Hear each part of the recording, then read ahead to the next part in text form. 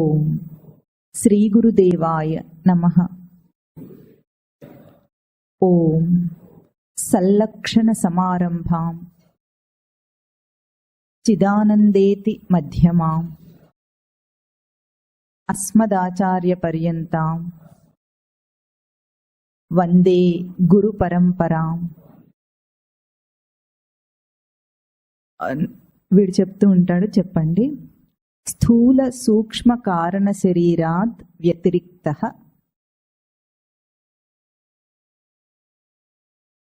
స్థూల సూక్ష్మ కారణ శరీరాత్ వ్యతిరిక్తః అవస్థాత్రయ సాక్షి పంచకోశాతీతః సన్ సచ్చిదానంద రూపః సన్ యస్తిష్ఠతి స ఆత్మా. ఇది ఆత్మ అంటున్నారు. దేన్ని ఆత్మ అంటున్నారు? స్థూల సూక్ష్మ కారణ శరీరాత్ వ్యతిరిక్తః, స్థూల సూక్ష్మ కారణ శరీరముల కంటే వేరైనది. అవస్థాత్రయ సాక్షి, అవస్థాత్రయములంటే జాగ్రత్త స్వప్న సుషుప్తి అవస్థలని 3 అవస్థలు ముందుకు మనం మననం చేద్దాం. ఈ 3 అవస్థలకు సాక్షి స్వరూపమైనది అంటున్నారు. పంచకోశాతీత సన్ అంటే పంచకోశములకు అతీతమైన స్వరూపము ఏది ఉంటుందో సచ్చిదానంద రూప సన్, సచ్చిదానంద స్వరూపమైనది స ఆత్మ. యస్తిష్ఠతి స ఆత్మ, ఏది ఉందో అది ఆత్మ అని ఆత్మకు నిర్వచనం చెప్తున్నారు. ఈరోజు మనము ఇన్ని రోజులు చెప్పుకున్న పంచకోశాలను వివరంగా మననం చేశాము. ఇప్పుడు ఈ రోజు మనం చేయబోయేది ఏమిటంటే పంచకోశములకు వ్యతిరిక్త వేరైనది ఆత్మ అని చెప్తున్నారు కనుక ఈ పంచకోశములు ఆత్మ ఎందుకు కాదు? ఆత్మ అంటే ఎవరు?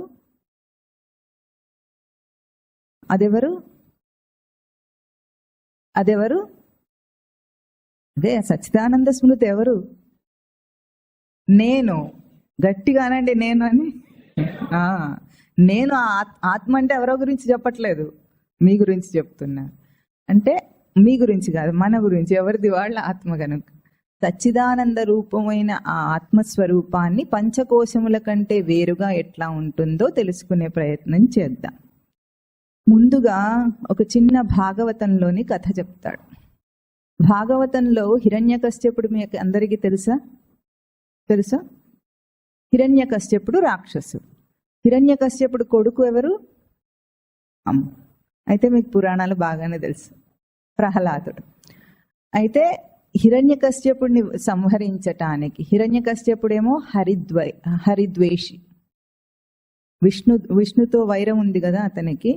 హిరణ్యకశ్యపుణ్ణి సంహరించటానికి ప్రహ్లాదుడేమో మహాభక్తుడు, మహావిష్ణు భక్తుడు కనుక ప్రహ్లాదుణ్ణి ఉద్ధరించటానికి ఏ అవతారం వచ్చింది? నరసింహావతారం వచ్చిందని మనందరికీ తెలుసు. ఆ తర్వాత కథలో ఏం జరిగిందంటే హిరణ్యకశ్యపుడు మరణం తర్వాత ప్రహ్లాదుడు రాజు అవుతాడు. తర్వాత ప్రహ్లాదుడి కొడుకు విరోచనుడు అని ఒక రాక్షసుడు. ఎందుకంటే వాళ్ళ రాక్షస వంశమే కదా.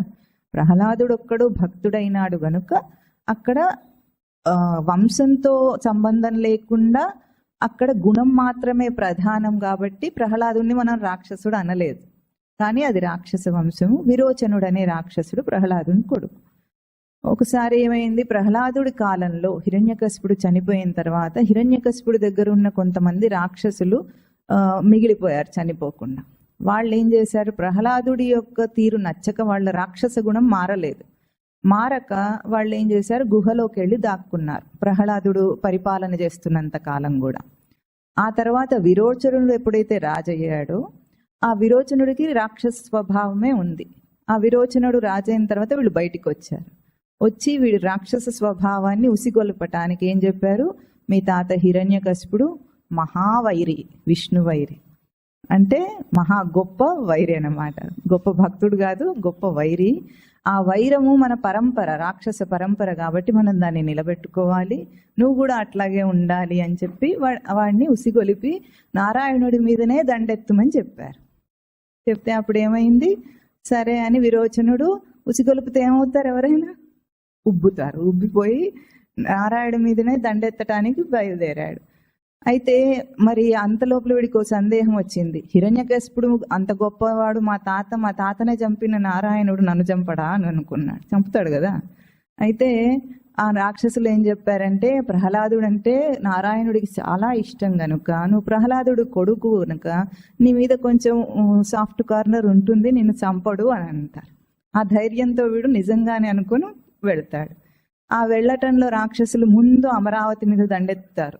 అమరావతి అంటే మన విజయవాడ దగ్గర ఉన్న ఆ అమరావతి కాదు, ఇంద్రలోకం అమరావతి. దాని మీద దండెత్తి ఆ తర్వాత వేరే అన్ని లోకాలను జయించుకుంటూ వైకుంఠం వైపు వెళ్ళాడు.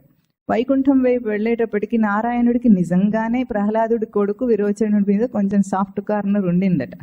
ఉండి ఈ చిన్న పిల్లవాడు మూర్ఖుడితో నేనేం పెట్టుకుంటాను, వాడు వస్తే మళ్ళీ నాతో యుద్ధం అని అరుస్తుంటాడు, అందుకని తప్పించుకొని పోదామని వైకుంఠం నుండి తప్పించుకొని వెళ్ళిపోయాడట. ఎక్కడికి వెళ్ళినా సరే సృష్టిలో విరోచనుడు వెతుకుతూనే ఉన్నాడట, నారాయణుడు ఎక్కడ అని. ఇంకా నారాయణుడు ఏం చేశాడు, విరోచనుడు వెతుకని ఒకే ఒక్క స్థలం ఉంటుందని అక్కడికి వెళ్ళి దాక్కుందాం అనుకున్నట్ట. అదేదో మీరు ఊహించి చెప్పగలరా?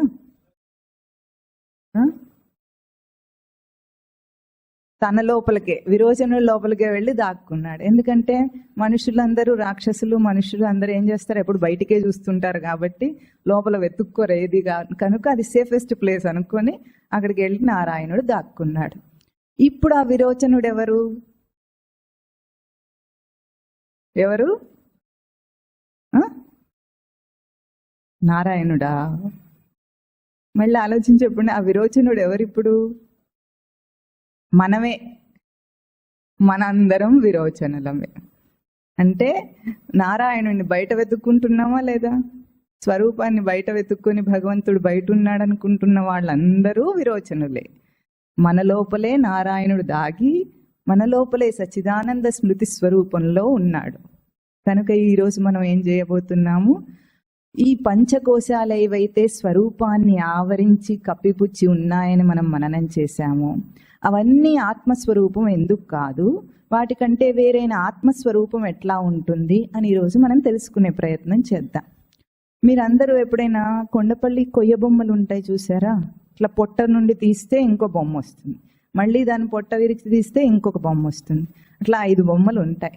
అవి ఎందుకున్నాయి? పంచకోశాలు అన్నమాట. అవన్నీ కూడా తీస్తే చివరికి చిన్న బొమ్మ ఉంటుంది, దానికి తీయడానికి ఉండదు. అట్లాగూ ఈరోజు మనం ఒక్కొక్క కోశాన్ని కూడా మననం చేస్తూ వెళదాం. వెళ్లే ముందు ఒక తైత్తిరీయోపనిషత్తు అనే ఒక ఉపనిషత్తు ఏం చేసింది, దశోపనిషత్తుల్లో కూడా అది ఉంది. అదేం చెప్పిందంటే, ఈ పంచకోశ వివేకాన్ని, దీన్ని ఇప్పుడు మనం చేయబోయే దాన్ని ఏమంటారు? పంచకోశ వివేకం అంటారు. చెప్పండి. అంటే పంచకోశముల యొక్క విచారణ చేయటం అన్నమాట. దాన్ని తైత్తిరీయోపనిషత్తు బాగా చెప్పింది. దాన్ని వ్యాఖ్యానించే శంకరాచార్యుల వారు పంచకోశ వివేకం అనే ఒక గ్రంథాన్ని కూడా రాశారు. ఆ పంచకోశ వివేకం ఇప్పుడు మనం చేస్తాము. ఇప్పుడు దాంట్లో తైత్తిరీయోపనిషత్తులో 2వదైన బ్రహ్మవల్లి ఆనందవల్లి అని ఒకటి ఉంది. దాంట్లో ఒక మంత్రం తీసుకొని ఆ మంత్రం ఆధారంగా మనం మననం చేసుకుంటూ వెళదాం. ముందు ఏం చెప్పారంటే, మంత్రం మొదట్లోనే బ్రహ్మవిత్ ఆప్నోతి పరం తదేష అభ్యుక్త అన్నారు. బ్రహ్మవిత్ ఆప్నోతి పరం. బ్రహ్మవిత్ అంటే బ్రహ్మమును తెలుసుకున్నవాడు, బ్రహ్మవిత్ అంటే బ్రహ్మమును తెలుసుకున్నవాడు, ఆప్నోతి పరం పరమమైన స్థానమును పొందుతాడు అంటున్నారు. దాన్నే తదేష అభ్యుక్త, దాన్నే చెప్పబోతున్నారు అంటున్నారు. అక్కడ ముందు బ్రహ్మవిత్ అన్నారు కాబట్టి బ్రహ్మమును తెలుసుకున్నవాడంటే బ్రహ్మం యొక్క స్వరూపం చెప్పాలి కదా. ముందేం చెప్పారు? సత్యం జ్ఞానం అనంతం బ్రహ్మ. చెప్పండి. అంటే సచ్చిదానంద లక్షణములు అని అర్థం. అక్కడ పదం కొంచెం మారిన, జ్ఞానం అంటే చిత్ లక్షణం, ఆనందం అంటే అక్కడ అనంతం అని చెప్పారు. సత్యం జ్ఞానం అనంతం బ్రహ్మ అంటే సచ్చిదానంద లక్షణములే బ్రహ్మ లక్షణములు అని చెబుతున్నారు. యో వేద నిహితం గుహాయాం పరమే వ్యోమన్ అన్నారు. ఎవరైతే ఈ నిహితం గుహాయాం, గుహలోపల దాచపట్టబడిన దీన్ని తెలుసుకుంటారో వాళ్ళు సో అశ్నుతే సర్వాన్ కామాన్ సహ, వాడు అన్ని కామములను పొందుతాడు. ఎవరైతే గుహ లోపల, అంటే ఆ గుహ ఏమిటి అంటే శంకరులు ఏమంటారు, దాన్ని బుద్ధి గుహ అంటారు. బుద్ధి అనే గుహ లోపల ఈ సచ్చిదానంద లక్షణములు ఉంచబడినవనే చెప్తున్నారు అక్కడ. దాన్ని శంకరులు బుద్ధి గుహ అంటారు. ఇప్పుడు మనం దాన్ని ఏమంటాం, పంచకోశ గుహ. అది ఆ పంచకోశ గుహలో ఏదైతే నిహితం ఉంచబడిందో దాన్ని తెలుసుకుంటారో సహ సర్వాన్ కామాన్ అశ్నుతే, వాడు అన్ని కోరికలు తీరుతాయట. బాగుందా? ఇప్పుడు మీరేమనుకుంటారు, చక్కగా నాకు ఒక పెద్ద ఉద్యోగం కావాలి, అమెరికాలోనో ఇండియాలోనో కానీ పెద్ద ఉద్యోగము, 4 bedroom విల్లా కానీ ఫ్లాట్ కానీ, తర్వాత మంచి భార్య పిల్లలు, ఇవే కదా సర్వాన్ కామాన్ అంటే. అన్ని కోరికలు ఇవే కదా, ఇవి తీరుతాయి అనుకుంటున్నారా? అమ్మో, మీరు బుద్ధిమంతులైతే.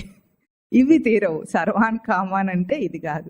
అక్కడ ఏమిటి, ఏది తెలుసుకుంటే ఇంకొక కోరిక అనేదే పుట్టదో అది కోరిక తీరటం అంటే. కోరికలు ఎట్లా ఉంటాయంటే, మనం అనుకుంటా ఈరోజు ఒక కోరిక పుట్టింది మనసులో, ఇది తీర్చేసుకుంటే అయిపోతుంది కదా, ఊరికే దీని మనసులో పీకుతుంది అని అనుకుంటాం. కానీ అది అట్లా కాదట. అగ్నిలో ఆజ్యం వేసినట్లు కోరికలు ఎంత తీర్చుతుంటే అంత అగ్ని ప్రజ్వలిస్తున్నట్లు తీర్చిన కొద్దీ అవి ఎగుస్తూ ఉంటాయి. కానీ ఎప్పుడు దానికి శమనం అంటే అణిగిపోతాయి కోరికలంటే, ఏది తెలుసుకుంటే, ఏ ఆనందాన్ని తెలుసుకుంటే ఇంకా మళ్ళీ ఇంకొకటి కోరమో అది సర్వాన్ కామాన్ అశ్నుతే అన్న స్థితి అన్నమాట. అది ఈరోజు చెప్తున్నారు. అయితే ఇప్పుడు సచ్చిదానందములే బ్రహ్మస్వరూపములు అన్నారు కనుక సత్ చిత్ ఆనందములకు శాస్త్రం ఏ లక్షణాలను చెప్తుందో ఆ లక్షణాలను తీసుకొని ఆ లక్షణాలు ఈ పంచకోశాలకు ఉన్నాయా లేదా అని మనం విచారణ చేద్దాం. ముందు సత్లక్షణాన్ని ఏం చెప్తున్నారు? సత్లక్షణం అంటే త్రికాలాబాధ్యత్వం సత్వం అన్నారు. చెప్పగలరా? అంటే త్రికాలములలో కూడా బాధింపబడినది ఏది ఉంటుందో అది సత్యమట, సత్వం, సత్లక్షణం. అంటే త్రికాలములలో బాధింపబడటం అంటే భూత వర్తమాన భవిష్యత్ కాలాలలో అన్ని విషయాలలో కూడా ఇవన్నీ మార్పులు చెందుతూ ఉంటాయి. ఎప్పుడు మారిపోతూ ఉంటాయి కదా, అవన్నీ కాలాలు మారిపోతుంటాయి. ఈ 3 కాలాల్లో అన్ని విషయాలలో కూడా మారకుండా ఏది ఉంటుందో అది సత్ స్వరూపం అంటున్నారు. అంటే ఒక్క పదంలో చెప్పాలంటే నిర్వికార స్వరూపం సత్యం, సత్వం. చెప్పండి. సత్స్వరూపం అది. అంటే ఒక లక్షణం, సత్స్వరూపం యొక్క లక్షణం ఏమిటి? నిర్వికారం. అది నిర్వికారం, మార్పులు చెందండి. ఇది గుర్తుపెట్టుకోండి బాగా, దీని మీద నడుస్తూ ఉంటుంది రోజు ప్రవచనం అంతా. మళ్ళీ చిత్ లక్షణం చెప్తున్నారు. చిత్ లక్షణం ఏమిటంటే శ్వేతర ప్రకాశ స్వప్రకాశత్వం చిత్వం అంటున్నారు. అంటే చిత్ లక్షణం ఏం చెప్తున్నారు? శ్వేతర అంటే ఇతరమైన వేరే ప్రకాశముల చేత ప్రకాశింపబడేది కాదట, దానికి స్వప్రకాశం ఉందట. అంటే సెల్ఫ్ ల్యూమినెంట్ అంటారు. ఇప్పుడు సూర్యుడు వేరే ప్రకాశం చేత ప్రకాశిస్తాడా, తనకు తానే ప్రకాశిస్తాడా? అట్లాగే స్వప్రకాశ స్వరూపమైనది ఏదుందో అది చైతన్యం, చిత్ స్వరూపం అంటున్నారు. చిత్ అంటే సత్ చిత్ ఆనందములలో చిత్కి 3 ఉంటాయి: చైతన్య, ప్రకాశ, జ్ఞాన లక్షణాలు. చిత్ అంటే చైతన్యం, చైతన్యం యొక్క ప్రకాశం, ప్రకాశం తర్వాత జ్ఞానం, జ్ఞానం అంటే ఎరుక, తెలిసి ఉండుట. అంటే ఇప్పుడు దాన్ని మనం అన్నీ తెలుసుకునే దాన్ని ద్రష్ట అంటారు సృష్టిలో, ద్రష్టా స్వరూపం. ఇప్పుడు చిత్ స్వరూపానికి 2 లక్షణాలు ఏమిటి? చైతన్యము, ద్రష్ట. చెప్పండి. ఇవి చిత్ లక్షణాలు. అర్థమవుతుంది కదా? ఇప్పుడు మళ్ళీ ఆనందానికి ఏం చెప్పారంటే పరమ ప్రేమాస్పదత్వం, ఆనందత్వం, ఆనందం అన్నారు. పరమ ప్రేమాస్పదత్వం అట అంటే సృష్టిలో ఏ విషయం చేత కూడా ఆటంకపరచబడని ఆనందం ఏది ఉంటుందో పరమ ప్రేమానందం అది. అంటే ఏ విషయం వచ్చినా సరే ఆ ఆనందానికి మధ్యలో అంతరాయం కలగదన్నమాట. ఇంకా ఏది వచ్చినా సరే, ఏది దాన్ని మధ్యలో ఆపలేనిది ఏది ఉంటుందో, నిరాటంకమైన ఆనందం ఏది ఉంటుందో అది ఆనంద స్వరూపం. దాన్ని ఇప్పుడు అది ఏకస్వరూపం కనుక దాన్ని ఏకం. ఆనందానికి లక్షణం ఏమిటి? ఏకం. చెప్పండి. ఆనందం ఏకం. ఇప్పుడు సత్తేమో సత్లక్షణం ఏమిటి? నిర్వికార స్వరూపం. చిత్తేమిటి? చైతన్యము ద్రష్ట, ఆనందము ఏకం. ఈ 4 లక్షణాలు ఇప్పుడు సచ్చిదానందముల లక్షణములని మనం ఈ నిర్వచనాల్లో చూసాం. ఈ 4 లక్షణాలకు పంచకోశాలు తూగితే, త్రాసులో వేస్తే ఇప్పుడు అవి తూగినాయి అనుకోండి, అది ఆత్మస్వరూపం. ఆత్మ కాని స్వరూపాన్ని ఏమంటాం? ఆత్మ కానిది అనాత్మ. సంస్కృతంలో అ అని ముందొచ్చిందంటే, అకారం వస్తే అర్థం ఏమిటంటే ఆత్మ కాని దాన్ని అనాత్మ అంటారు. నా ఆత్మ ఆత్మ, బద్ధం అబద్ధం అట్లాగనమాట. బద్ధం కానిది అబద్ధం, అట్లా నైతత్పురుష సమాసం అంటారు. ఇప్పుడు ఆత్మ కానిదంతా అనాత్మ స్వరూపం. ఇప్పుడు ఆత్మ లక్షణాలు 4 చెప్పారు కదా, ఇప్పుడు అనాత్మ లక్షణాలు మీరే చెప్పండి, దాని వ్యతిరేక పదాలు. సత్ నిర్వికారం, అనాత్మమేమి? ఆకారం కాదు, వికారం. వికారం అంటే మారిపోయేది, నిర్వికారం అంటే మార్పు చెందండి. అయితే వికారం అంటే మారిపోయేదాన్ని వికార స్వరూపం అంటారు. ఇప్పుడు సత్తు నిర్వికారం అయితే అనాత్మం ఏమిటి? వికారం. గుర్తుపెట్టుకోవాలి వ్యతిరేక పదాలు. మళ్ళీ రెండవది చిత్ స్వరూపం. మొదటిది ఏమిటి? చైతన్యం. చైతన్యమునకు వ్యతిరేకమైంది ఏమిటి? జడం. అంటే ఇప్పుడు అనాత్మం ఏమిటి? జడం. ఇంకొకటి చైతన్య స్వరూపంలో ఇంకొకటి ద్రష్ట. ద్రష్టకు వ్యతిరేక పదం ఏమిటి? ద్రష్ట దేన్ని చూస్తాడు? దృశ్యం. ద్రష్ట దృశ్యం. మనం చూసేవన్నీ దృశ్యాలు అంటారు. చూడబడేవి ఏవైతే ఉంటాయో వాటన్నిటిని దృశ్యం అంటారు. తనేమో ద్రష్ట. అంటే ఆత్మ చైతన్య లక్షణము చిత్ స్వరూపము ద్రష్టాస్వరూపం అయితే, అనాత్మ లక్షణం ఏమవుతుంది? దృశ్యం. చెప్పండి. చైతన్యం ద్రష్ట, అనాత్మము దృశ్యం. ఆత్మద్రష్ట అనండి, పోనీ ఆత్మద్రష్ట, అనాత్మ దృశ్యం. ఇప్పుడు బాగా క్లియర్గా ఉంది కదా. ఇప్పుడు తర్వాత ఆనంద లక్షణం ఏకం అన్నాం, అంటే ఒక్కటే అయి ఉండటం. దానికి అనాత్మ లక్షణం ఏమిటి? అనేకం. తెలిసిపోయింది చూసారా? 2, 3 చెప్తే 4వది మీరే చెప్పేస్తున్నారు. అనేకం. అంటే ఇప్పుడు అనాత్మ లక్షణాలు ఏమిటి?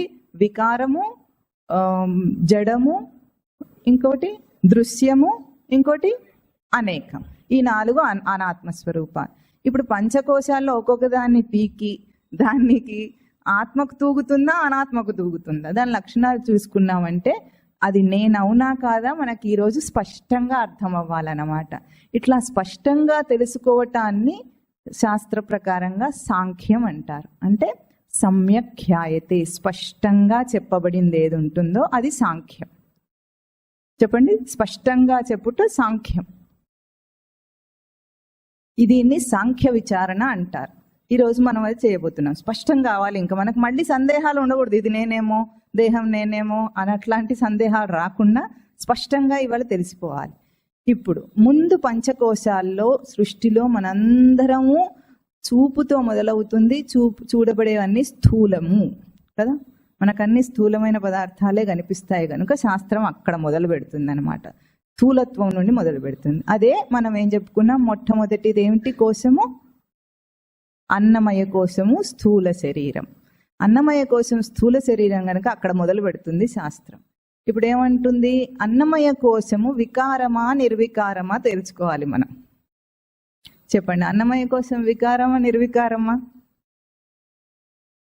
వికారం. స్పష్టంగా తెలుసు, ఎందుకంటే మనం బాగా విచారణ చేశాము, అందరికీ అనుభవంలోనే ఉంది. ఎందుకు? శైశవ, బాల్య, కౌమార, యవ్వన, వార్ధక్యం చచ్చిపోతుంది తర్వాత. ఇవి మనకు కనిపిస్తున్నాయి, ఎవ్వరు చెప్పక్కర్లేదు, అందరికీ అనుభవంలో ఉన్న విషయం. అంటే ఎప్పుడూ మారిపోయే స్వరూపం. ఈ మారిపోయే స్వరూపంతో ఇవి మారిపోతూ ఉంటే నేను మారిపోయానా? మరి మారిపోలేదు. ఒక ప్రముఖ కవి, పోయెట్ ఏమన్నాడు అంటే ఆధ్యాత్మిక పుస్తకాలు కూడా రాసిన అతన్ని జీవితం అంటే ఏమిటి అని అడిగాడు. అప్పుడు ఏం చెప్పాడు ఆయన అంటే, I who was sitting on my grandfather's lap is now sitting with my grandson on my lap. అంటే ఏమిటంటే, నేను మనువడిగా మా తాతగారి ఒళ్ళో కూర్చొని ఉన్నాను. ఇప్పుడు నా ఒళ్ళో మా మనవడు కూర్చొని ఉన్నాడు. జీవితం ఏమిటి? మనవడుగా ఉన్నవాడు మళ్ళీ తాత అయ్యాడు. ఇప్పుడు మళ్ళీ వాడికి కూడా ఒక మనవడు వచ్చాడు. ఇంతే కదా జరిగింది. గొప్పగా ఏమైనా సాధించాము మధ్యలో? ఏం లేదు, మనవడు వచ్చాడు అంతే. కొడుకు వస్తాడు, కొరివి పెడతాడు. ఇది జీవితం. అంటే ఎప్పుడు మారిపోతూనే ఉంది, మనకు బాగా స్పష్టంగా కనిపిస్తుంది. కానీ దీంతోనే నేను అనుకుంటే అప్పుడు ఏమవుతుందంటే, ఒక ఇంగ్లీష్ యాక్టర్ ఉందన్నమాట, యాక్ట్రెస్. ఆవిడ నటి, చాలా గొప్ప నటి, బాగా డిమాండ్ ఉన్న నటి. ఆవిడకి ఎక్కువగా బుకింగ్స్ ఉండే, ఎప్పుడు బిజీగా ఉంటూ ఉండేదట. కానీ ఎంత హీరోయిన్ అయినా సరే కొన్నాళ్ళకి ఏమవుతుంది, ఒక దశాబ్దం దాటిన తర్వాత బుకింగ్స్ అవే ఆటోమేటిక్గా తగ్గిపోతూ ఉంటాయి. మనం చూస్తాం కదా, తగ్గిపోతూ ఉన్నాయట. అప్పుడు ఆవిడ అనుకుందంటే, ఎందుకబ్బా ఇట్లా తగ్గిపోతున్నాయని సెక్రటరీని అడిగిందట. బుకింగ్స్ తగ్గిపోతున్నాయి, ఎందుకు కనుక్కో అంటే, సరే కనుక్కొని చెప్తానమ్మా అన్నట్ట. ఏం చెప్తాడు, వాడికి తెలుసు కదా ఎందుకు తగ్గినాయి, కానీ మొహం మీద చెప్పలేడు కదా. సరే కనుక్కొని చెప్తాను అని అన్నది. ఆ తర్వాత ఏం చేశారు, ఇంకా కొన్నాళ్ళకి తగ్గి మొత్తం ఆగిపోయింది. ఆగిపోతే ఇంకప్పుడు అడిగిందట, ఏమైందంటే తను ఏం చెప్పట్లేదు, సెక్రటరీ ఏం మాట్లాడట్లేదు, కనుక్కుంటానంటున్నాడు, వదిలేశాడు. ఒకరోజు తను బాగా అలంకరించుకున్న తర్వాత అద్దం చూసుకుందట. అద్దం నిజం చెప్తుందా అబద్ధం చెప్తుందా? నిజమే చెప్తుంది. అప్పుడు వెంటనే ఆత్మహత్య చేసుకుందట. ఇది నిజంగా జరిగిన కథ. ఎందుకు అట్లా చేసింది అంటే, దేహమే నేను అనుకుంది. ఆ దేహం యొక్క మార్పును నేను ఒక మార్పుగా అనుకొని నేను తట్టుకోలేక దాన్ని, దేహం కంటే నేను వేరే అనే భావం కొంచెం కూడా లేనంత వల్ల దేహంతోనే తనను గుర్తించుకొని ఆత్మహత్య చేసుకుంది. అంటే దేహమే నేను అనుకుంటే గతి ఎప్పుడూ కూడా మరణమే. కనుక ఇప్పుడు దేహము వికార స్వరూపమని స్పష్టంగా అది మన ముందు కళ్ళ ముందు కనిపిస్తూ ఉంది. కనుక వికార స్వరూపం అంటే ఆత్మయా అనాత్మయా?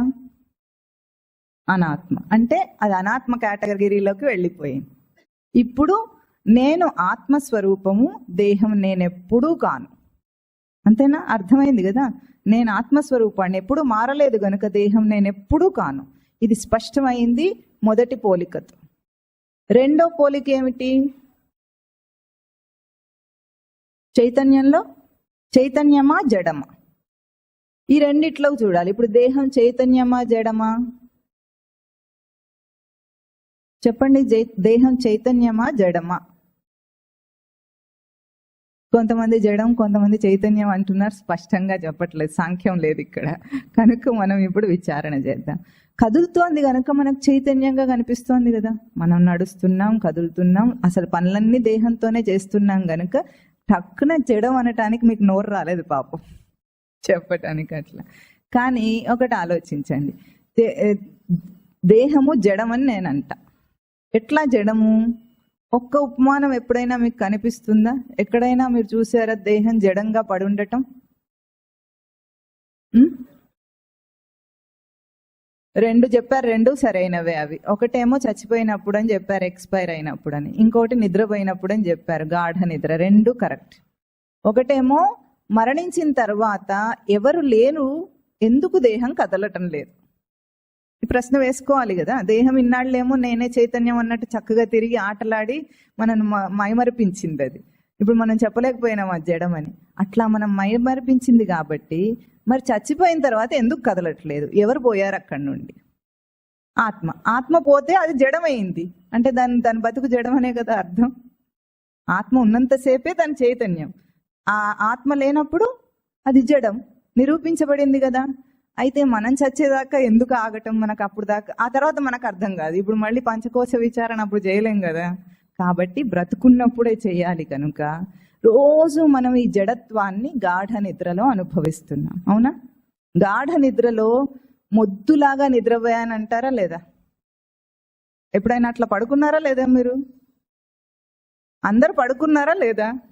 అట్లా పడుకుంటేనే ఆరోగ్య లక్షణం, లేకపోతే అనారోగ్య లక్షణం. అది కాసేపు అయినా సరే మనిషి గాఢ నిద్ర పోవాలి.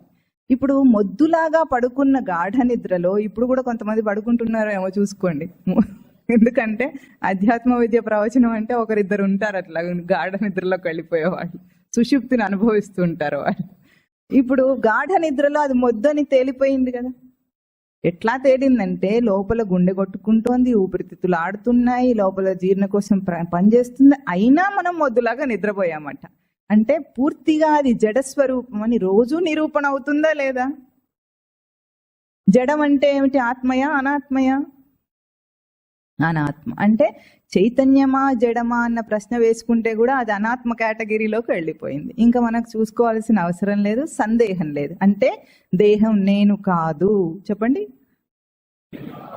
దేహం జడస్వరూపం, నేను చైతన్య స్వరూపం. ఏమైనా సందేహం ఉందా? లేదు. ఇక్కడ ఈ కేటగిరీలో కూడా పోయింది. ఇప్పుడు దేహం ద్రష్టయా దృశ్యమా, మూడోది కదా లక్షణం. ద్రష్టయా దృశ్యమా, మీరు చెప్పండి. దృశ్యం టక్కుని చెప్పారు. ఎట్లా దృశ్యం?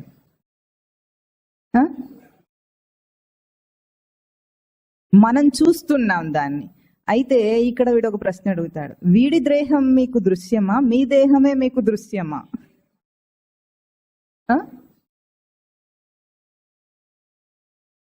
ఎదుటి దేహం దృశ్యం, మీ దేహం మీకు ద్రష్టనా? ఎదుటి దేహం దృశ్యము, అన్ని దేహం ఎందుకు? అన్ని దృశ్యాలే. ఎందుకంటే సృష్టిలో రెండు అనుభవాలు వస్తాయి మనిషికి. దాన్ని సంస్కృత భాషలో చెప్పాలంటే అహం అనుభవం, ఇదం అనుభవం అంటారు. అహం అంటే నేను, ఇదం అంటే ఇది. నేను గాక అన్నిటినీ ఇదం ఇదం ఇదం అంటాడు వాడు. అంటాడా? ఇది ఇది, అది ఇది ఇది అంటాడు. కాస్త దూరంగా ఉంటే అది అంటాడు, దగ్గరగా ఉంటే ఇది అంటాడు. అంతే కదా భాష. అంటే ఇప్పుడు దేహము అహం అనుభవమా ఇదం అనుభవమా అంటే మనం ద్రష్ట అంటున్నారు మీరు, కానీ దేహాన్ని తను తాను చూసుకోలేడు. చూసుకుంటాడు. నా చేయి నాకు కనిపిస్తుందా లేదా? కనిపిస్తుంది. కానీ ఒక్క ముఖం మనకు కనిపించదు. ఎందుకు కనిపించదు అంటే అది జ్ఞానేంద్రియముల ద్వారా మనం లోపల గ్రహిస్తున్నాం కనుక దాని ముఖం కనిపించదు. అయినా మనం ఏమంటామంటే ఒకసారి మొహం అద్దంలో చూసుకున్నావా అని తిడతామా? తిట్టారా ఎప్పుడైనా ఎవరినైనా? నీ మొహం చూసుకోపో అన్నారా? అంటే అర్థం ఏమిటి? అది చూడబడేది, నేను చూచేవాడిని. ద్రష్ట దృశ్య సంబంధం ఎట్లా ఉంటుందంటే ఇప్పుడు ఇక్కడ ఈ పువ్వు పెట్టారు, కుండి, ఆ పువ్వు పెట్టారు, అది దృశ్యం. నేను చూసే ద్రష్టని. నేను ఎప్పుడైనా అది అవుతానా? ఎప్పుడు వేరుగానే ఉంటానా? ఎప్పుడు వేరుగానే. అది ఎప్పుడు ఇదం అహం. అది నేను ఒక్కటి కావటానికి వీల్లేదు ద్రష్టాదృశ్య సంబంధంలో. ఇప్పుడు దేహం కూడా నేను చూస్తున్నాను. నా చేతిని నేను చూసి మాట్లాడితే ఇప్పుడు ఇట్లా చేయి పెట్టాను, నా చేతిని నేను చూస్తున్నాను, చేయి నన్ను చూస్తుందా? చేయి నన్ను చూసే అనుభవం మీకు ఎప్పుడైనా వచ్చిందా? లేదు. అంటే మనమే మన దేహాన్ని చూస్తున్నాం, ద్రష్టగా చూస్తున్నాం. ఇంకొక ఉపమానం చెప్పమన్నారు అనుకోండి. ఇప్పుడు మనకు తెల్ల వెంట్రుకలు వచ్చాయి. వెంట్రుకలు అయ్యయ్యో నేను తెల్లబడిపోయానని బాధపడతాయా? మనం బాధపడతామా? అంటే అప్పుడు మనం ద్రష్టయా దృశ్యమా? ద్రష్ట నేను, వెంట్రుకలు దృశ్యం. అంటే దేహం అంతా కూడా తనకు దృశ్య స్వరూపమే కానీ ద్రష్టా స్వరూపం కాదు. అంటే దృశ్యం ఎప్పుడు కూడా అనాత్మయా ఆత్మయా? అనాత్మ. అంటే దేహం నేను కాదు, దృశ్య రూపంగా ఉంది కనుక అది అనాత్మ స్వరూపం. చెప్పండి. దేహం అనాత్మ స్వరూపం, నేను ఆత్మస్వరూపం. నేనెప్పుడు దేహం కాదు. ఇప్పుడు మూడు అనుభవాల్లో కూడా అంటే నిర్వికార వికార పోలికలో, జడ చైతన్య పోలికలో, ద్రష్ట అదృశ్య పోలికలో కూడా అది అనాత్మం అని పాపం దానికి అది ఆ కేటగిరీలోకి వెళ్ళిపోతుంది. ఇంకొకటే మిగిలింది, ఏకం అనేకం. దేహం ఏకమా అనేకమా? ఏకమా? మళ్ళీ స్పష్టత లేదు. ఎందుకైనా మంచిదని కొంతమంది ఏకం, కొంతమంది అనేకం అంటున్నారు. ఏదో ఒక దాంట్లో ఓటు వస్తుంది, ఎవరో ఒక పార్టీ నెగ్గుతారు, నా ఓటు గెలిచింది అవుతుంది అనుకొని అట్లా కాదు, ఆలోచించి చెప్పాలి. ఏకమా అనేకమా అంటే మనకు ఒకటే కదా దేహం కనిపిస్తుంది కాబట్టి మనకి ఏకం అన్న భావమే కలుగుతుంది. కానీ ఏకం కాదు, దేహం అనేకం అంటున్నాం. ఎందుకంటే భేదాలన్నిట్లో మూడు రకాల భేదాలు ఉంటాయి. సజాతీయ, విజాతీయ, స్వగత భేదం అంటారు. స్వగత భేదం అంటే తనలో తనకున్న భేదం. ఇప్పుడు మనకు చూపు ఒక్కటా రెండా? ఒకటే. కళ్ళు రెండు కళ్ళు ఒక చూపు. వినికిడి ఒకటి, చెవిలి రెండు. అంటే రెండు ఉన్నదాన్ని కూడా ఒకటిగా గ్రహించే ఒక తీరు కనిపిస్తుంది దేహంలో. అట్లాగే మన దేహంలోని అవయవాలు అంగాలు అన్నీ వేరువేరైనా నేను ఒక్కటే అన్న భావం మనకు కలుగుతుంది. ఈ రెండిట్లో దేహం సైన్స్ పరంగా చెప్పమంటే కాసేపు మన ఈ దేహం అంతా కణముల రాశి. కణాలు ఉన్నాయి కదా, ఒక్కొక్క కణంతో ఏర్పడింది. ఎన్ని కణాలని చెప్పుకున్నాం? ఏమైనా 74 ట్రిలియన్ కణాలు ఉన్నాయని చెప్పుకున్నాం. అన్ని కణాలలో కూడా నేను అన్న మనకు సెన్స్ తెలుస్తుంది. తెలుస్తున్నప్పటికీ కూడా దేహం ఎట్లా ఫామ్ అయిందంటే సైన్స్ ఏం చెప్తుంది, కొన్ని కణములన్నీ కలిస్తే కణజాలం ఏర్పడుతుంది. అంటే టిష్యూస్ అవుతాయి. Cells make tissues, tissues make organs make organ system, organ systems make దేహం, బాడీ. అంటే కొన్ని కణాలన్నీ కలిసి టిష్యూస్గా ఏర్పడతాయట. ఆ టిష్యూస్ అన్నీ కలిసి ఒక్కొక్క అవయవముగా ఏర్పడతాయి.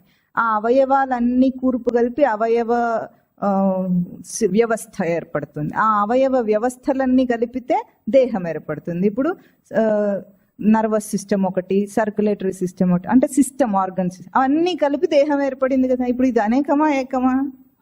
అనేకం. అంటే ఇన్ని కలిపి ఒక ఏకత్వ భావం ఎందుకు వస్తుందంటే నేను ఒక్కటి కాబట్టి. నేను ఏకం, దేహం అనేకం. దేహం అనేకమైనా దాని యందు నేను అనే ఏకభావమే నేను ఉండడం వల్ల కలుగుతుంది, కానీ లేకపోతే దానికి కలగదు. ఎందుకంటే ఇప్పుడు కన్ను ఉందనుకోండి, చూపు ఉంది. ఇప్పుడు జడమా చైతన్యంలో కూడా మనం ఇంకొక ఉపమానం కూడా చెప్పుకోవచ్చు. ఎట్లాగంటే ఇప్పుడు దేహము చైతన్య స్వరూపం, కన్ను కనిపిస్తుంది, చక్కగా తేజోవంతంగా కనిపిస్తుంది అంటాం. ఈ కన్నుని ఆర్గన్ ట్రాన్స్ప్లాంట్ చేస్తారు కదా, నేత్రదానం చేస్తారు. నేత్రదానం చేసినప్పుడు కంటిని ఎక్కడి నుండి తీసుకుంటారు? ఒక 7 నుండి తీసుకుంటారు. 7 నుండి తీసుకున్నప్పుడు అక్కడ దేహంలో కన్ను ఉన్నప్పటికీ అది చూడలేకపోతుంది. మళ్ళీ ఇంకొకరికి పెట్టే లోపల ఆ కంటిని తీసుకెళ్ళి కొంతసేపు ఒక లిక్విడ్లో పెట్టి ఉంచుతారు, అప్పుడు కూడా దానికి చూపు లేదు. మళ్ళీ ఒక బ్రతుకున్న శరీరంలో పెట్టగానే దానికి కంటికి చూపు వచ్చింది. అంటే అది ఎంత స్పష్టంగా జడమని తెలుస్తుందా లేదా? అట్లాగే ఇవన్నీ అనేకమైన దేహము, దేహపు అవయవాలు, అంగాలు అన్నీ ఉండగా దాంట్లో ఏకభావం కలుగుతుంది మనకు. అంటే నేనేమో ఆత్మ ఏకము, దేహం అనేకం. అనేకము అనాత్మ కేటగిరియా, ఆత్మ కేటగిరియా? అనాత్మం. అంటే 4 పోలికల్లో కూడా దేహం ఏం నిరూపణ అయింది? దానికి అది అనాత్మము. అంటే దేహం ఎప్పుడూ నేను కాదు, దేహము అనేక స్వరూపం. చెప్పండి. నేను ఏకస్వరూపం, నేను ఆత్మస్వరూపం, నేనెప్పుడు దేహం కాదు. ఈ అనుభవము మీరు తిరుగుతున్నప్పుడు మీకు తెలియాలి. దేహాన్ని వేసుకొని మనం తిరుగుతున్నాం కదా, కారు వేసుకొని తిరిగినట్టు దేహాన్ని వేసుకొని తిరుగుతున్నాం. ఆ తిరిగినప్పుడు ఇప్పుడు మనకు ఎందుకు అట్లా కలగదు అంటే ఇంకొక ఉపమానం ఇక్కడ ఎట్లా అంటే పెన్ను పట్టుకొని రాస్తున్నాం. పెన్నుంది, చేత్తో పట్టుకొని రాస్తున్నాం. ఎవరు రాస్తున్నారు? చెయ్యి రాస్తోందా, పెన్ను రాస్తోందా, బుద్ధి రాస్తోందా? అంటే 3 ఆప్షన్స్ ఇస్తే బుద్ధికి వెళ్ళిపోయారు, 2 ఆప్షన్స్ ఇస్తే చెయ్యి అన్నారు, లేకపోతే పెన్నే. ఈ పెన్ను బాగా రాస్తోంది అంటాం, అవునా? ఇది సరిగ్గా రాయట్లేదు అంటాం. రాసే చైతన్యం ఇప్పుడు ఎవరికి ఉంది? బుద్ధికి ఉంది. అంటే చెయ్యి ఒక పరికరం, పెన్ను కూడా అట్లాంటి పరికరమే. ఎంత రాసినా సరే ఆ పెన్ను నేనని మనం ఎప్పుడూ అంటామా? అనం. కానీ చెయ్యి నేను అంటున్నాం మనం, నేనే అంటున్నాం చేత్తో రాసినప్పుడు. ఎందుకు అంటున్నామంటే అక్కడ వస్తువులు లాంటిది కాకుండా దేహంతో తాదాత్మ్య సంబంధం ఉందన్నమాట. ఆ తాదాత్మ్య సంబంధం ఉండటం వల్ల మనకు ఆ భ్రాంతి కలుగుతుంది, నేనే అది, నేనే అదే అనే భ్రాంతి కలుగుతుంది.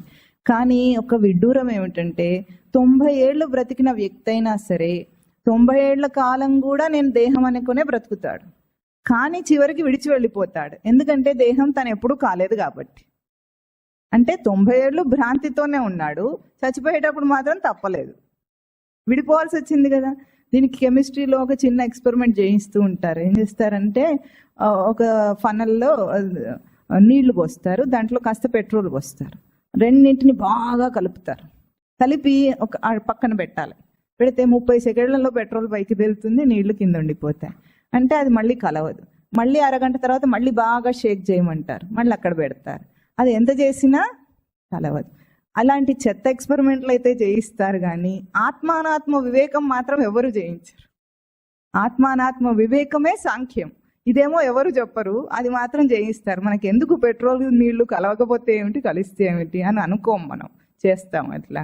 అంటే ఇప్పుడు అట్లాగే దేహంతో ఎంతకాలం జీవించినప్పటికీ కూడా తన దేహం కాలేదు. నిరూపణ అయిందా? అంటే స్థూల శరీరం నేను కాదు. ఇప్పుడు ఇప్పుడు నేను కాకపోతే ఎట్లాగని దిక్కులు చూస్తున్నాడు వీడ. ఉల్లిపాయలన్నీ పొరలన్నీ ఒలిస్తే ఏమవుతుంది? చివరికి ఏముంటుంది? ఏముండదు. కానీ ఒలిచేటప్పుడు మాత్రం ఏమొస్తుంది? కన్నీళ్ళు వస్తాయి. ఇప్పుడు మనకు కూడా గతి అట్లాగే ఉంది. ఒలిచేటప్పటికి చివరికి ఏమో ఏం లేదు, నేనెవరో తెలియలేదు, కన్నీళ్ళు మాత్రం వస్తున్నాయి. ఇప్పుడు నేను దేహం కాకపోతే మరి ఏమిటి అని అడుగుతాడు. నేనెవరు? ప్రశ్న వచ్చిందా మళ్ళీ?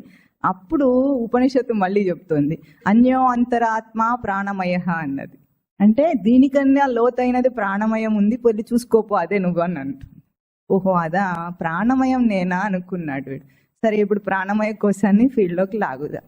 మళ్ళీ ఇవే అన్ని కండిషన్స్ దానికి కూడా అన్నమాట. ఇవే 4 పోలికలతో దాన్ని పోల్చుకుంటాం. ఇప్పుడు ప్రాణమయ కోశము ముందు వికారమా నిర్వికారమా చెప్పాలి.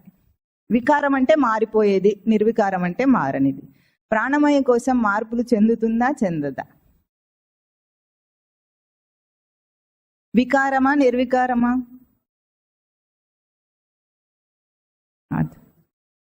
సరే, ఎందుకైనా మంచిది వికారం అంటే అనాత్మం అని తేల్చుకోవాలి కాబట్టి ముందే అట్లా అనుకోకుండా విచారణ చేద్దాం దాని మీద. ఇప్పుడు ప్రాణమయ కోశం అంటే ఏమిటి? ప్రాణం అంటే లోపల ఒక ప్రాణశక్తి సంచరిస్తుంది, అది ప్రాణం అని మనము వైటల్ లైఫ్ ఫోర్స్ అని దాన్ని మననం చేసాం మనం. ఇప్పుడు అది మనకు ప్రాణధర్మాలతో పోల్చుకున్నప్పుడు స్పష్టంగా ఉంటుంది. ప్రాణధర్మాలు ఎవరికైనా గుర్తున్నాయా?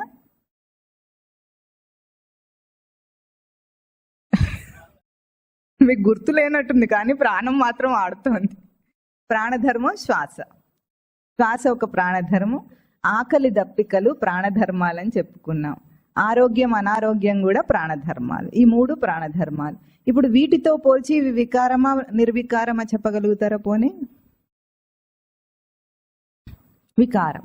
ఎట్లా వికారం అంటే మనకు శ్వాస బాగా ఆడుతున్నప్పుడు శక్తి బాగా ఉన్నట్టు, ఎనర్జెటిక్గా ఉన్నట్టు తోస్తూ ఉంటుంది. శ్వాస ఆక్సిజన్ తగ్గిపోయింది అనుకోండి వాతావరణంలో, శ్వాస అందనప్పుడు మనకు ఎంత డల్గా అయిపోతుంది. మెదడుకు ఆక్సిజన్ అందనప్పుడు చాలా నీరస పడిపోతుంటుంది దేహం. అంటే ప్రాణం మారిందా మారలేదా?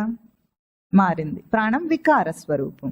అట్లాగే ప్రాణము బాగా అంటే శ్వాస బాగా పీల్చుకున్నప్పుడు ఏమవుతుందంటే మన దేహంలో బ్రెయిన్ ఉంటుంది కదా, దాంట్లో మనం ఎగశ్వాస పీల్చటం అంటాం. అంటే పైపైన శ్వాస పీల్చటం అంటే తెలుస్తుంది కదా మీకు, ఎప్పుడైనా పైపైన శ్వాస పీలుస్తాం. ఉదాహరణకి కుక్క పరిగెత్తినప్పుడు అది ఎట్లా పీలుస్తుంది? అంటే ఎగశ్వాస పీలుస్తూ వస్తుంది. అట్లా పీల్చినప్పుడట మన బ్రెయిన్లో సింపథెటిక్ నర్వస్ సిస్టమ్ యాక్టివేట్ అవుతుందట. అది యాక్టివేట్ అయినప్పుడు దాని స్థితిలో మనకు ఫైట్ అండ్ ఫ్లైట్ మోడ్ అని చెప్తారు సైన్స్లో.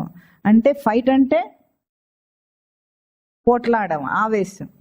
ఫైట్ అండ్ ఫ్లైట్, ఆవేశము వేగము 2 పెరుగుతాయట. అంటే ఎగశ్వాస పీలుస్తున్నప్పుడు మన దేహంలో మెదడుకు ఆక్సిజన్ అందదు. అందుకే కోపంగా ఉండే వ్యక్తులు ఎగశ్వాస పీలుస్తూ ఉంటారు ఎక్కువగా. రొంపుతున్నాడు అని అంటారు చూసారా, అట్లా ఉన్నప్పుడు మనం ఏం చేయాలంటే ఏదైనా కోపం వచ్చినప్పుడు వెంటనే దీర్ఘ శ్వాస పీల్చాలి. ఇది పీల్చండి. ఇప్పుడు ఏమవుతుందంటే దీర్ఘ శ్వాస పీల్చినప్పుడట పారాసింపథెటిక్ నర్వస్ సిస్టమ్ యాక్టివేట్ అవుతుందట. దాన్ని ఏమంటారంటే పీస్ అండ్ ట్రాంక్విల్ మోడ్ అంటారు. అంటే ప్రశాంతత, ఆనందం 2 పొందుతుందట దేహం. అంటే ఎప్పుడు దీర్ఘశ్వాస పీల్చే అలవాటు ఉండాలి కానీ ఎగశ్వాస పీల్చకూడదు. అంటే ఇప్పుడు ప్రాణం మారుతుందనా మారుతుందేదనా? మారిపోతుంది. అది వికార స్వరూపం. నేను ఎప్పుడు ప్రాణం కాదు, ప్రాణధర్మాలన్నీ మారిపోతున్నాయి. ఇప్పుడు ఆకలి వేస్తుంది, ఆకలి వేయటం ప్రాణధర్మం. ఒక సిగ్నల్ వచ్చింది, ఆకలి వేసిందని చెప్పేది ఎవరు?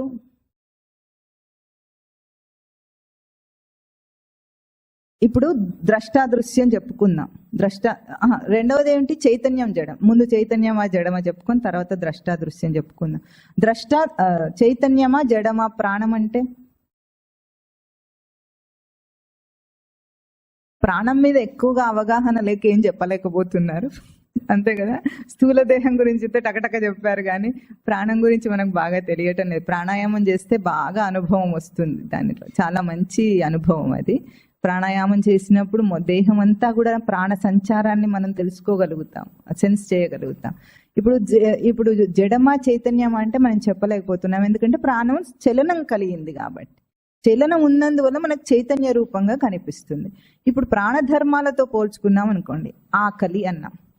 ఆకలి వేయటం అనేది ప్రాణం చెప్పింది, ప్రాణధర్మంగా ఒక సిగ్నల్ వచ్చింది. కానీ దాన్ని చెప్పేది ఎవరు? ఆకలిగా ఉంది అని చెప్పేవాడెవడు? నేను చెప్తే నాకు ఆకలి అనేది తెలుస్తుంది. ఇప్పుడు మీరు ఏదైనా పనిలో, మీకు చాలా ఇష్టమైన పనిలో బిజీగా ఉన్నారనుకోండి, ఆకలి కూడా తెలియకుండా టైం గడిచిపోతుందా? అంటే మీరు పట్టించుకోకపోతే సిగ్నల్ ఇచ్చింది పొట్ట, ఆకలి ఆకలి అన్నది, దాని టైం కదా అలారం కొట్టింది, కానీ మనం పట్టించుకోలేదు. అంటే అది జడమా చైతన్యమా? దానికి చైతన్యత్వం రావాలంటే నేను చెప్పాలి. నేను చెప్పకపోతే దాని ఉనికి లేదు అక్కడ, అంటే దాని గుర్తింపు లేదు. అంటే నేనేమో అక్కడ చెప్పేవాడిని, చైతన్య స్వరూపము. ఆకలి ప్రాణధర్మమేమో జడస్వరూపం. అది జడస్వరూపం కనుక ఆత్మయా అనాత్మయా? అనాత్మ. స్పష్టంగా తెలుస్తుంది కదా, ఏదైతే జడమో అది అనాత్మ స్వరూపం. కాబట్టి నేను ఎప్పుడూ ప్రాణం కాదు. చెప్పండి, ప్రాణం జడస్వరూపం, నేను చైతన్య స్వరూపం. కనుక ఇప్పుడు ఏం నిరూపణ అయింది? మళ్ళీ ఈ పోలికలు కూడా, జడము చైతన్యంలో కూడా నేను చైతన్యము, అది ప్రాణము జడము గనుక నేను ఎప్పుడూ అది కాదు అని బాగా స్పష్టంగా అర్థమైంది కదా. ఇప్పుడు ద్రష్టాదృశ్య స్వరూపం. ప్రాణం ద్రష్టయా దృశ్యమా?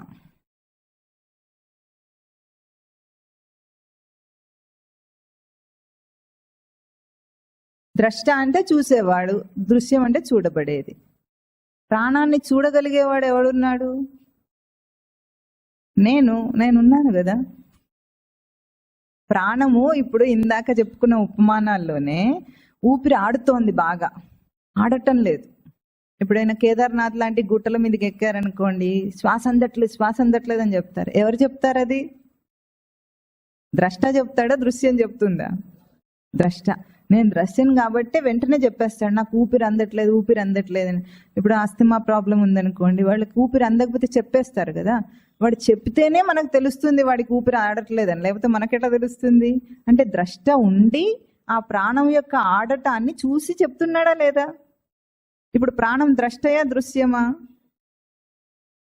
ప్రాణం దృశ్యం అంటే చూడబడేది, నేను ప్రాణాన్ని చూసి చెప్తున్నవాడని. కనుక ఇప్పుడు ప్రాణము దృశ్య స్వరూపము, నేను ద్రష్టా స్వరూపం.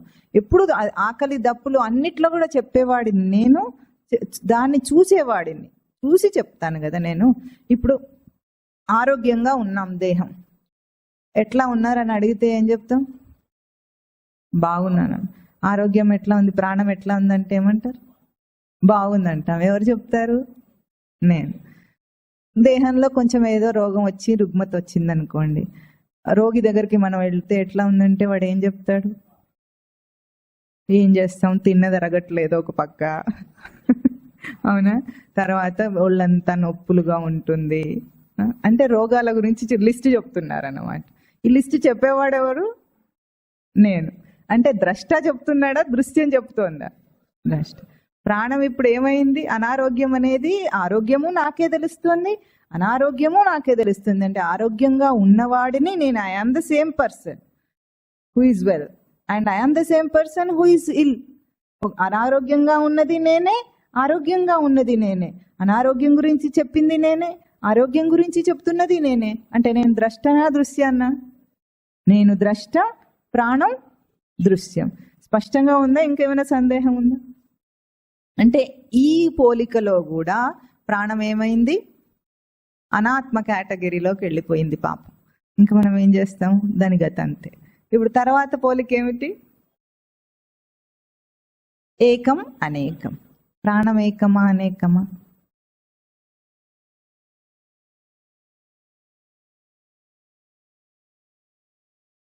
మళ్ళీ అట్లాగే ఉంది. ఎట్లా ఏదో ఒక రాయేస్తే తగిలితే తగులుతుంది, తగలకపోతే పోనీ. ఇప్పుడు ప్రాణము అనేకం అని వీడు అన్నాడు అనుకోండి. ఇప్పుడు మీరు కొంతమంది ఏకం అన్నారు. ఎట్లా ఏకం ప్రాణం? ఒకే ప్రాణం అంటున్నారు మీరు. మనం ప్రాణమయ కోశాన్ని మననం చేసినప్పుడు మీరు విన్నారా అందరూ? ఎన్ని ప్రాణాలు ఉన్నాయి? ప్రాణ, అపాన, వ్యాన, ఉదాన, సమాన, నాగ, కూర్మ, కృకర, ధనంజయ, దేవదత్తం. అంటే 5 ప్రాణాలు, 5 ఉప ప్రాణాలు కూడా చెప్పుకున్నాం. 5 ఉప ప్రాణాలు మీకు చెప్పలేదు, మళ్ళీ ఎందుకు ఇంత పొడవు అయిపోతుందని చెప్పలేదు అప్పుడు. కానీ 5 ప్రాణాలు చెప్పుకున్నామా లేదా? 5 రూపాల్లో సంచరిస్తుందని చెప్పుకున్నాము. అంటే ఏ ఏ రూపంలో ఎక్కడెక్కడ పనిచేస్తుందో. వ్యానం అంటేనేమో దేహం అంతా వ్యాపించి ఉంది, సమానమేమో జీర్ణకోశంలో దాని సమాన వాయు రూపంలో పచనం చేస్తుంది. ఇట్లా చెప్పుకున్నాం కదా. ఇప్పుడు ఏకమా అనేకమా? అనేకం.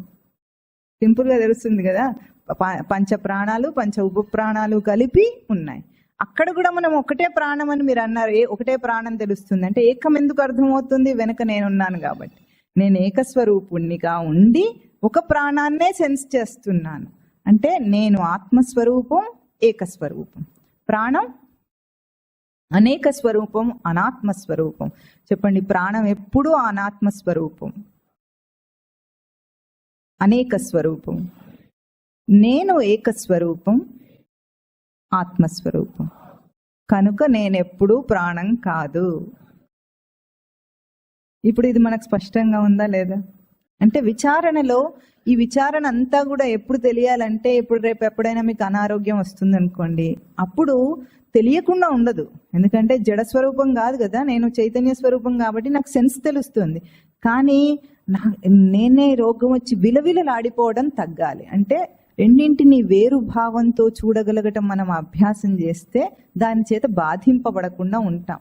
ఆకలి తెలుస్తుంది, ఇంత మాత్రం చేత ఇవాళ విచారణ అయితే రేపు మీకు ఆకలి తెలియదు, కాసేపు అయితే ఆకలేస్తూనే ఉంటుంది, అది తెలుస్తుంది. కానీ ఆకలికి ఆగలేను అనే అది పోయి నేను ఉన్నాను కదా, నేను చెప్తున్నాను అంటే నిగ్రహం వస్తుంది అనమాట మనిషికి. ఈ విచారణ వివేకం వల్ల ఏమొస్తుంది? నిగ్రహం పెరుగుతుంది. అందుకోసం మనం వాటిని వేరు చేసే ప్రయత్నం చేస్తున్నాం ఇప్పుడు. అయితే ఇప్పుడు ఇక్కడ దాకా వచ్చిన తర్వాత ప్రాణధర్మం తర్వాత అనేకము, ఏకము అన్నిటిలో కూడా ప్రాణము అనాత్మ స్వరూపం అని నిరూపణ అయ్యింది. ఇక్కడ నిరూపణ అయితే ఇప్పుడు మనోమయ కోసము, విజ్ఞానమయ కోసం అవన్నీ ఇప్పుడు మనకు టైం అయిపోవచ్చింది కనుక ఇప్పుడు మనము ఈ రోజుకి ఇంతటితో ఆపి ఈ 3 కోశాలు కూడా వచ్చే వారం మనం మళ్ళీ మననం చేద్దాం.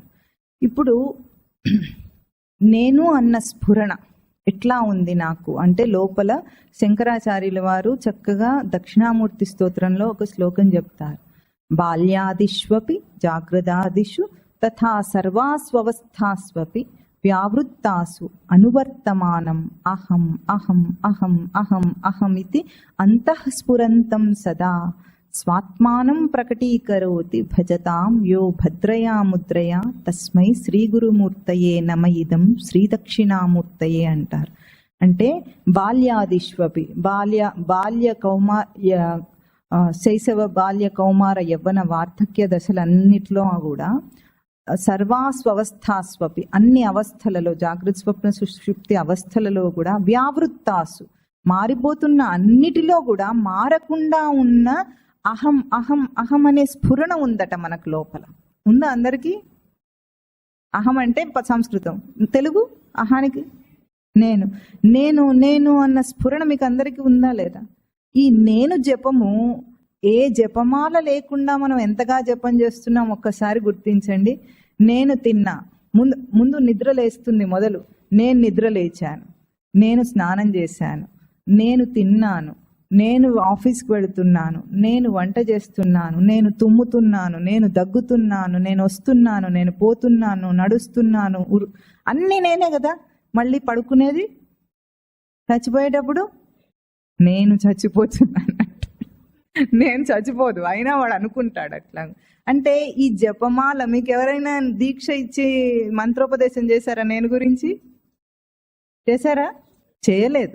చేయకపోయినప్పటికీ ప్రతి ప్రాణికి కూడా నేను నేను నేను అన్న జపము, జపమాల లేని జపము, దానికి అక్షర లక్షలు అనే లెక్కలు లేని జపం చేస్తున్నాం మనం.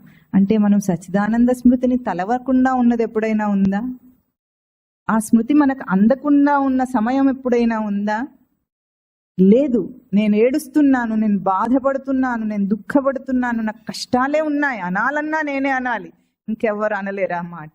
అంటే మనం ఎంతగా నేను జపంలో నిండి ఉన్నామో మనకు అర్థమవుతుందా? కేవలం మనిషి కాదు, ప్రతి ప్రాణి, చీమ దగ్గర నుండి బ్రహ్మ పర్యంతం ప్రతి ప్రాణి ఆ మాట నేను నేను నేను నేను అంటూనే ఉంది కదా. మరి ఆ నేను జపం చేస్తూ నేనెవరని ప్రశ్న అడుగుతాం మనం. ఇది మనకెందుకు ఇంత అయోమయ స్థితి ఉంది? ఈ అయోమయ స్థితి పోవటానికే ఈ అధ్యాత్మ విద్య. ఈ అధ్యాత్మ విద్య ప్రయాణం ఎక్కడ మొదలవుతుంది అంటే, దీనికి ఒక చోటు నుండి ఇంకో చోటుకు ప్రయాణం కాదట. ఇది మనం మామూలుగా ప్రయాణం చేస్తే ఎక్కడికి వెళ్తాము? ఇక్కడ నుండి వీడు రేపు ఇక్కడ నుండి మొవ్వకి వెళ్తాడు, అంటే ఈ చోటు నుండి ఇంకో చోటుకి. ఒక తీర్థయాత్రలకి పరమాత్మను చూడాలంటే మనం ఎక్కడికి వెళ్తాం? తీర్థయాత్రకు వెళ్తాం. ఇక్కడ నుండి రామేశ్వరమో, కాశీకో, ఇంకెక్కడికో వెళుతుంటాం. కానీ ఆధ్యాత్మిక ప్రయాణము అట్లా ఒక చోటు నుండి ఇంకొక చోటులో ఉండేది కాదట. అంటే కాల పరిమితిలో ఉన్నది కాదది. అంటే అది ఎక్కడి నుండి ప్రయాణము ఒక చోటు నుండి ఒక చోటికి కాదు. మళ్ళీ దానికి ఇప్పుడు ప్రయాణం మొదలు పెడితే కాసేపటికి చేరి ఒక 6 గంటలు ప్రయాణం చేసి చేరుకుంటాను, లేకపోతే రేపు చేరుకుంటాను అనేటటువంటిది కాదట. అంటే భూత వర్తమాన భవిష్యత్ కాలాలతో సంబంధం ఉన్నది కాదు. ఇక్కడ నుండి మనం ఎక్కడికి వెళ్ళాము ఇప్పుడు ప్రయాణం చేసినా కూడా. కానీ ఆ ప్రయాణాన్ని చక్కగా ఏం చెప్తుంది అంటే శాస్త్రము, అజ్ఞానం నుండి జ్ఞానం వైపుకు ప్రయాణం. చెప్పండి, ఆధ్యాత్మిక ప్రయాణము అజ్ఞానం నుండి జ్ఞానం వైపు, from ignorance to bliss, wisdom.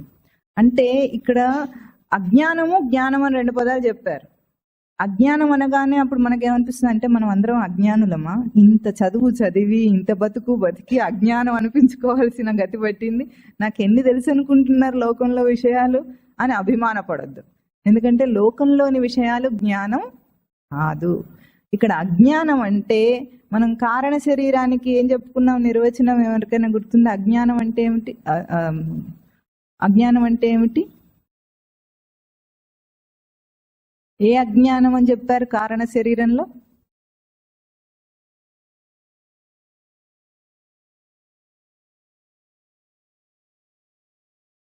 స్వరూప అజ్ఞానం ఆనందమయ కోశ అని చెప్పామా? అంటే స్వరూప అజ్ఞానం ఉంది మనకు, లోకంలో అజ్ఞానం లేదు. అంటే లోకంలో అన్ని విషయాలు తెలియకపోతే అజ్ఞాని కాదు వాడు, స్వరూపం తెలియకపోతే అజ్ఞాని. అంటే నేనెవరో తెలియకపోతే అజ్ఞాని.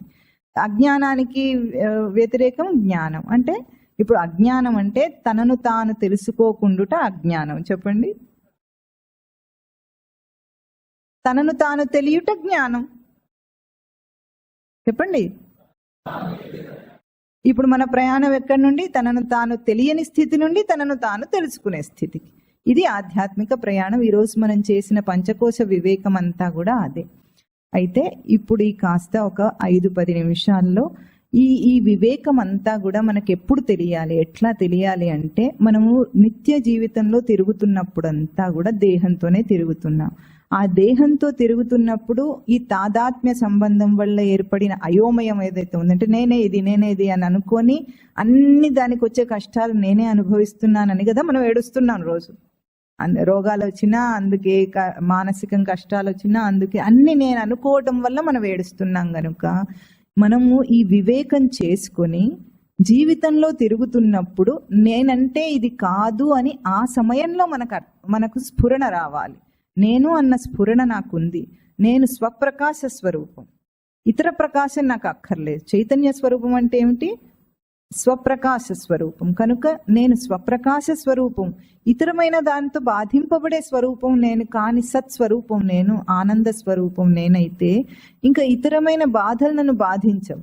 అంత మాత్రం చేత దేహం ఉన్నంతసేపు రోగాలు రావు, కష్టాలు రావు అని కాదు. కాకపోతే వాటి నుండి మనం వేరయ్యి చూడగలుగుతాం. ఇది ఆధ్యాత్మిక జ్ఞానం ఇప్పుడు మనం పొందాలి. దీన్ని సాధన చేత మనం నిలుపుకోవాలన్నమాట. అంటే వినగానే ఇది అర్థమైపోదు. ఈరోజు అర్థమవుతుంది, బుద్ధిగా అర్థమవుతుంది, కానీ అనుభవంలోకి రావటానికి సాధన చేస్తే సాధన అనుభవంలో తప్పకుండా వస్తుంది. ఎందుకంటే అది స్వరూపం కదా.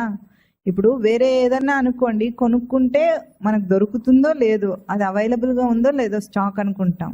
కానీ ఇది మన స్వరూపం కనుక మనకు తప్పకుండా సాధనలో లభ్యమవుతుంది.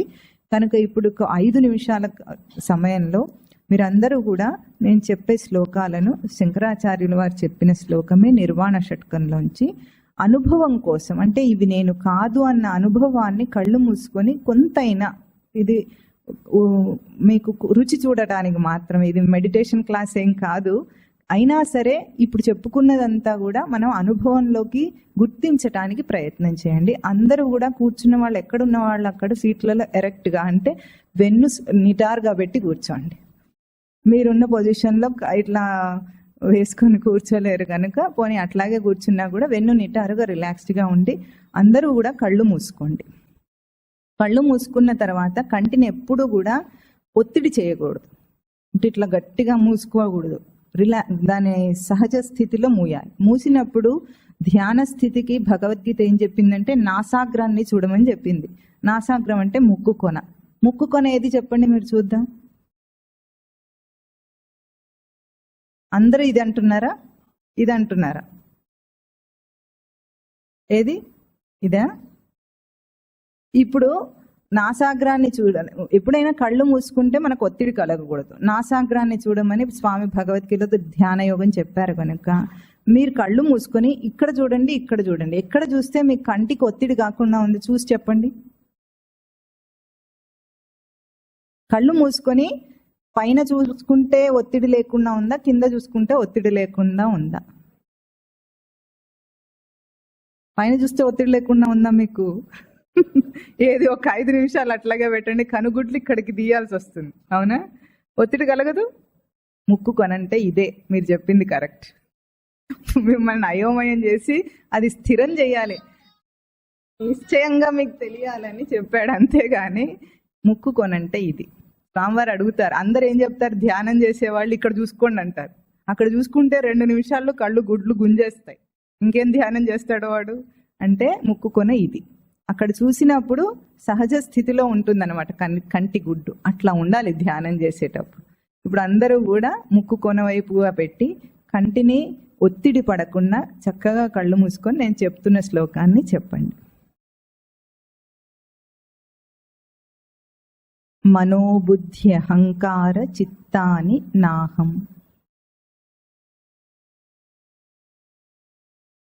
న శ్రోత్రం న జిహ్వా న చ ఘ్రాణనేత్రం.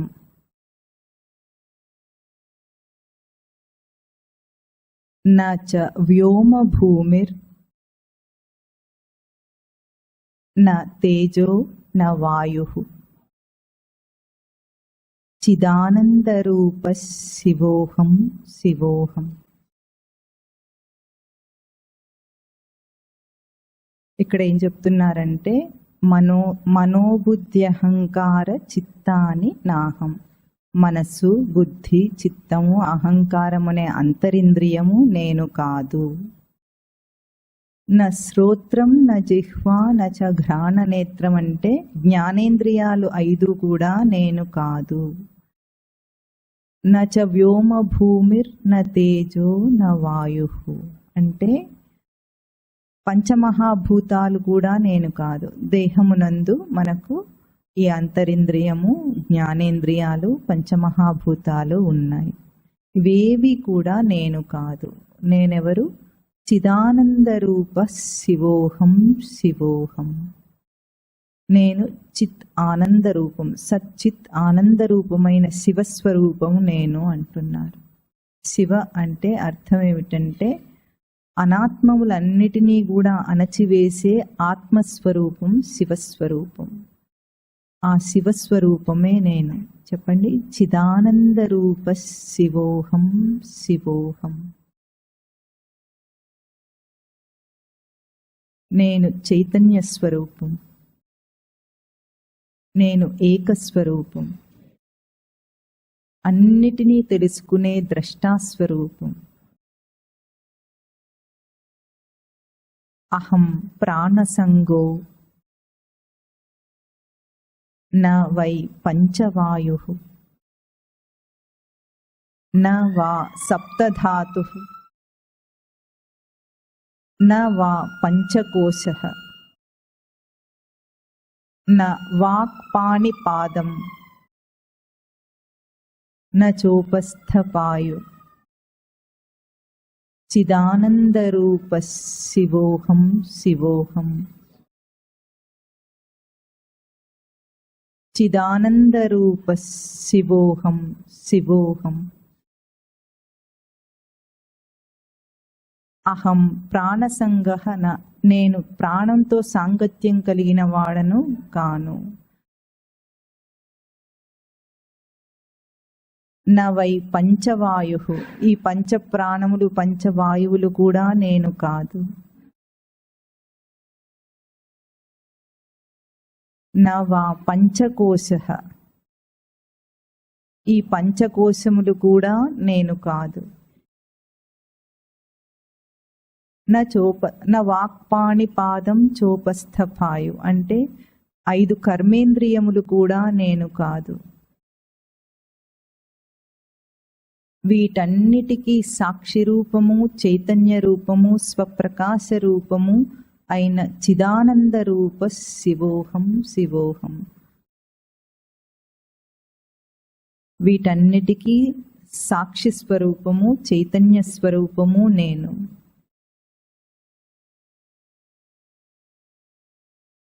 నేను శివస్వరూపం. శివస్వరూపం అంటే మళ్ళీ మళ్ళీ ధారణ చేయండి. శామ్యతీతి శివ అంటే అనాత్మములను అణచే స్వరూపం. చెప్పండి, శామ్యతీతి శివ.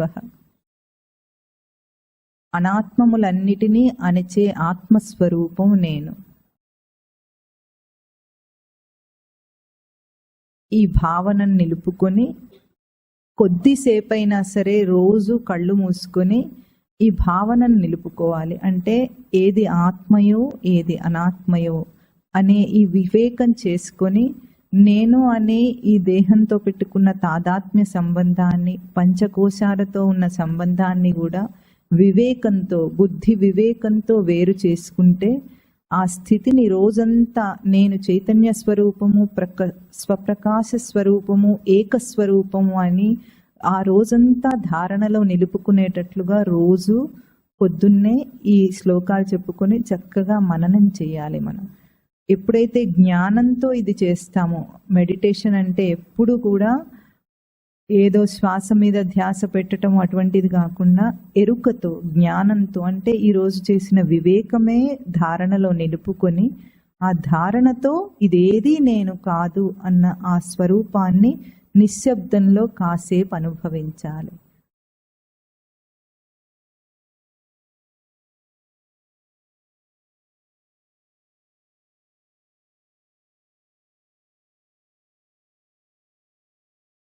ఓం తత్ సత్.